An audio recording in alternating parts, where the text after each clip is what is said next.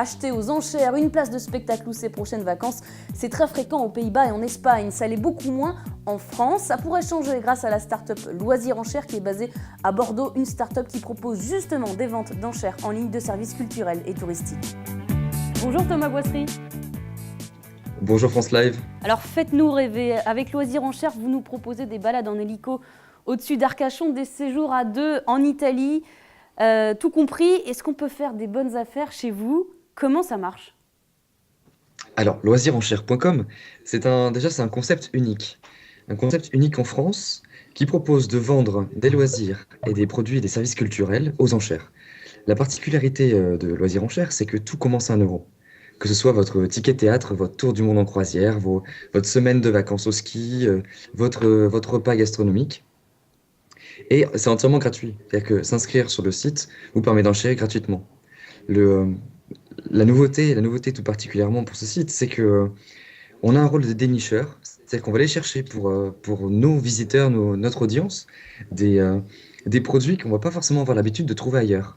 Bien sûr, les enchères commencent à 1 euro, donc il est tout à fait possible pour un bon nombre de nos clients de pouvoir faire de belles affaires. Par exemple, je veux réserver un théâtre pour ce soir. Voilà, je me dis, ah ça y est, j'ai trouvé. Je peux l'avoir à combien ? À 5 euros ou les prix, ça varie de combien à combien ? Est-ce qu'on peut vraiment faire de bonnes affaires ? Oui, tout à fait. Pour vous donner un exemple, que ce soit le théâtre ou même le sport, en ce moment, on travaille beaucoup avec l'Aviron bayonnais pour nos auditeurs aquitains. Euh, oui, la place part en général à 1 euro pour l'Aviron bayonnais pour les prochains matchs. Donc vous pouvez en profiter, que ce soit le théâtre. Si vous êtes tenté par un week-end parisien, on a un partenariat avec plusieurs théâtres à Paris qui vous permettent de bénéficier de spectacles qu'on a choisi, triés sur le volet et pour lesquels vous allez pouvoir bénéficier de bonnes places à très bon prix. Alors ce service en fait d'enchères sur des loisirs, sur des produits en fait culturels, ça cartonne déjà aux Pays-Bas, ça cartonne aussi en Espagne. Vous, vous êtes lancé au printemps 2014. Comment ça se passe pour vous ? Ça se développe bien ? Comment vous voyez la suite ? Alors, je vais pouvoir vous allez pouvoir tirer la conclusion vous-même en vous donnant quelques chiffres. Déjà, bon, il est vrai qu'on fait plus de 50% de chiffre d'affaires par mois. J'étais moi-même tout seul salarié, hein, il y a de cela 6 mois, parce qu'on a démarré le 1er juillet 2014.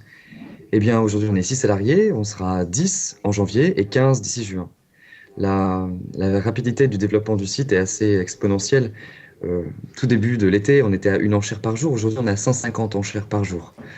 Les exemples hollandais et espagnols sont quelque part pour nous euh, un premier chemin pré-tracé.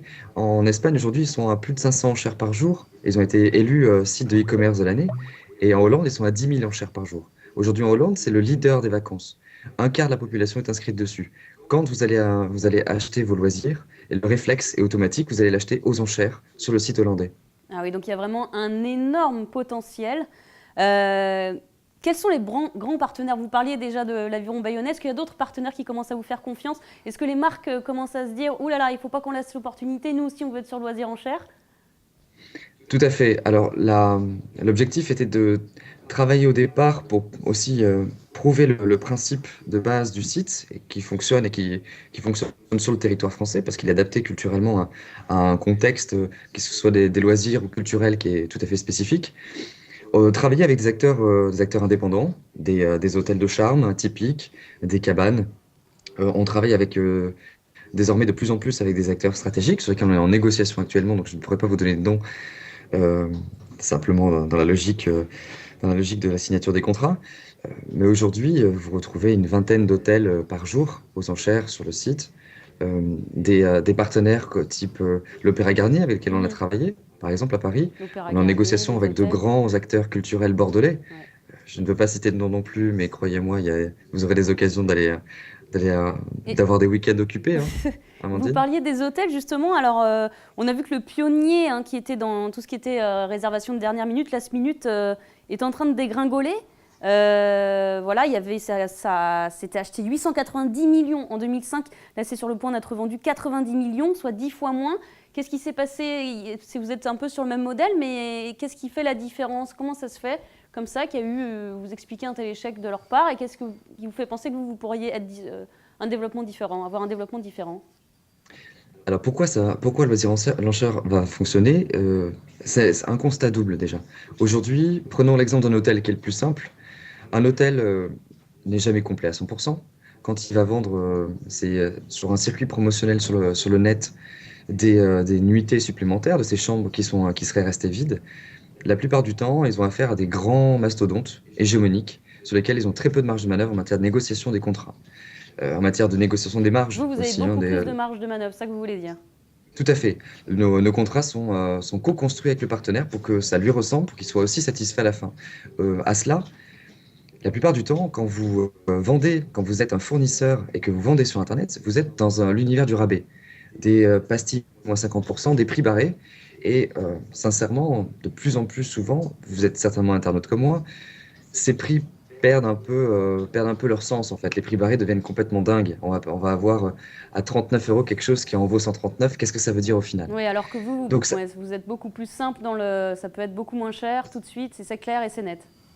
Exactement. À cela aussi, l'autre constat, c'est aussi pour l'audience, pour le visiteur, pour l'internaute. Quand aujourd'hui, il est évident, c'est une tendance de fond et lourde sur Internet, que la vente par le jeu, la gamification de l'internaute est de plus en plus forte. À Bordeaux, une Et société ça comme sera vraiment Concours dans le futur, vous pensez faire de la gamification, ça sera vraiment l'avenir de loisirs en chair, c'est comme ça que vous voyez le développement en tout cas. Ah, c'est un jeu, c'est un jeu. Vous allez acheter vos loisirs, mais dans un environnement qui est beaucoup plus, qui est sympathique, qui est ludique. Euh, Par ailleurs, à titre d'exemple, on appelle régulièrement les gens qui ont gagné des enchères en fin de journée. Tout le monde ici prend son téléphone pour appeler. Et je peux vous garantir que 100% des gens au téléphone nous disent qu'ils ont gagné une enchère alors qu'ils l'ont Merci acheté. beaucoup Thomas Boisserie. Donc une enchère gagnée, un jeu. Pour plus de renseignements, vous allez sur le site loisirenchère.com. Et puis si vous voulez réagir à cette interview ou aux autres interviews de France Live, eh bien rendez-vous sur Twitter avec le hashtag France Live TV. Découvrez chaque jour en vidéo celles et ceux qui innovent et font bouger vos villes sur nos applications mobiles et sur francelive.fr. Merci Borderline.